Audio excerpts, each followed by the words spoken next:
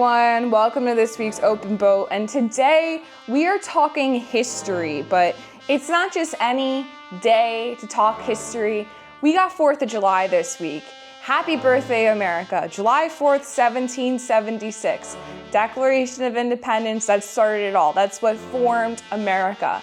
Now, we are significantly a younger country compared to the other countries out there on the globe, but we have grown into the country we all know today, and we had to take a lot of big steps and left impacting moments throughout the history books that have molded the country into what it is today. So I wanted to leave a message on why 4th of July isn't just, oh, I get a day off, I'm gonna barbecue type of day. It's a day to celebrate the country, honor and respect the people that formed the country, fought for the country, and still fight for the country today, and just overall express immense levels of patriotism because God bless the USA. So getting into the history of America, there's a lot of fantastic maritime history of how this country grew. Of course, on the East and West Coast, a lot of those relied on maritime economical standings to grow all those little colonies and communities throughout America. Of course, the East Coast was first, and then, Louisiana Purchase and the Great Gold Rush expansion. But reflecting on our region at the Fisherman Magazine, the East Coast, there's a lot of maritime history that helped grow America into what it is today. And I'm gonna share some of these facts with you because, I'm a history buff, and I personally feel that history in any aspect is so important to look at and study. Like through fishing and through the history of fishing, through economies and through the growth of America, those are all really important things to look at because you can reflect on where we came from, either just overall expansion of America or look specifically into the fishing industry and see how it's grown and seeing how things have changed. It's all important, and I think every angler should take the time to look at the fishing industry historically and see what's changed. There's a lot of movers and shakers out there that have created this fishing empire basically to what it is today. So we're gonna get into some fun facts. Starting off with, a lot of the United States presidents loved to fish, even starting with George Washington was known to fish the Potomac River at his Mount Vernon estate. And then of course, there's a ton of other presidents that loved fishing, such as Grover Cleveland, Herbert Hoover, Dwight Eisenhower, Jimmy Carter, and the Bushes.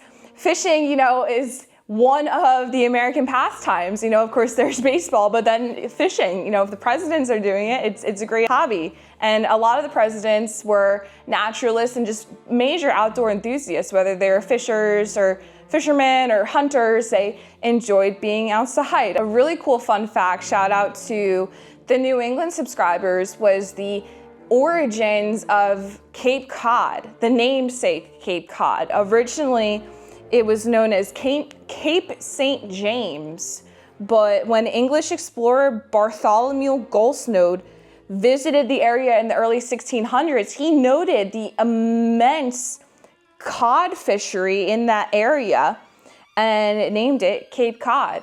And you can still see in New England and on the Northeast coast, cod fishing throughout history has been a major moneymaker in this area. I even have a book all about the history of cod fishing. And if you guys have time either during the summer or want to save a book for the winter to read up on, read this book about cod because it is a quick read, but it is fantastically informative, and it shows a major point in history for the Northeast coast with making money through the cod fishery. And there was so much fun to catch too. So, shout out to the cod.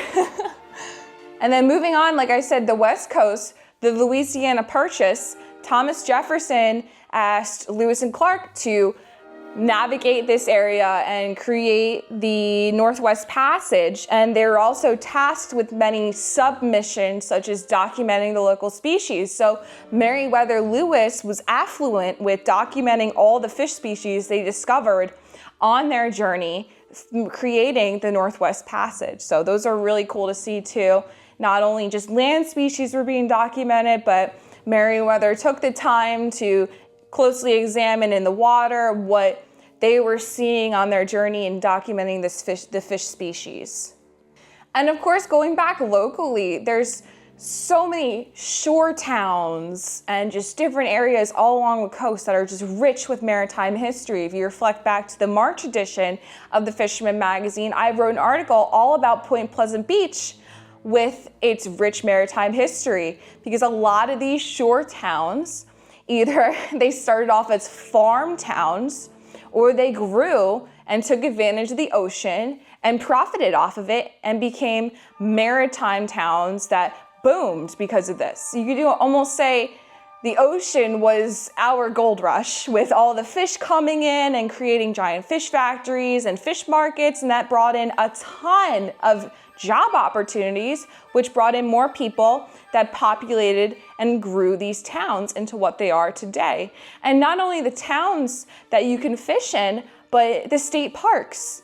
For example, up in North Jersey, you have Sandy Hook. Sandy Hook is a prime location rich with history and is a great fishery too. If you just drive through Sandy Hook, you can see that it has all of these defense systems still set up from the World Wars. There's bunkers, there's a ton of just historical artifacts just still there. And it's for everyone to see. So I always encourage people, no matter where you go fishing, and like specifically like a state park too, research these areas. Research the history behind these locations and see what history was formed that made this place into what it is today, because history is so important. And fishing, like I just said, I just gave you a whole outline on all history of fishing. Fishing's been around for a very, very long time. It's what grew America into what it is today. It's one point that grew America into what it is today. If we didn't have the fisheries we had out front, a lot of these shore towns would be heavily reliant on farming and hunting gathering, and they wouldn't have had the significant boom that we saw with bringing in fishing and the fish bringing into the markets and bringing into the processing plants and shipping out. That's a huge economic growth right there. So there's a lot of appreciation you guys can reflect on this 4th of July holiday while you're making some hot dogs on the barbecue, or maybe you just caught some nice keeper fluke that you're gonna barbecue up for your family. To reflect on the country we live in and appreciate the people that built the country, like I said, defended the country and currently defend the country. Thank you all for your service. And remember, history is important. We all have our own history books on the inside. And every single day, personally, through ourselves, we're making history. Whether it's within fishing, you could have just learned how to tie your first uni to uni knot. That's a big step in your own personal history book, because now you can go on and have that confidence of tying your own knots to quickly drop back down and potentially hook into a double-digit fluke. And that's another point in your history book that keeps leading you on the path to success. Building that confidence is what helped grow America, and building that confidence within you helps grow you into a strong individual. And your history book doesn't even have to be with just fishing. It's all through personal growth. Like, it could be you just landed your first job interview post-grad. That's written in your history book. That's big. You just got your first promotion. That's big. You just taught your kid how to walk. These are all huge, significant moments that help build yourself and your history and help you grow into the strong person that you are today. So always reflect on that, and not even with just the fishing aspect, with everyday life. I'm proud of you because we've all come to grow and form our own history books and build ourselves as great people. I've seen it. We've all seen it through ourselves. Personal growth is what helped form America into what it is today, and it helps build us into strong Americans. So Remember that this 4th of July and every single day. Keep going, keep checking off important aspects of your history books, and keep learning, because personal growth and success will lead you on the right path. And catching fish too in between is always fun. So happy 4th of July. I think I have a plug to commemorate 4th of July too right here. So happy 4th of July. Enjoy the fireworks. Remember the history, respect it, and learn from it. And catch some big fish this week for the barbecue. Have a safe holiday, guys, and I'll catch you on next week's Open Boat.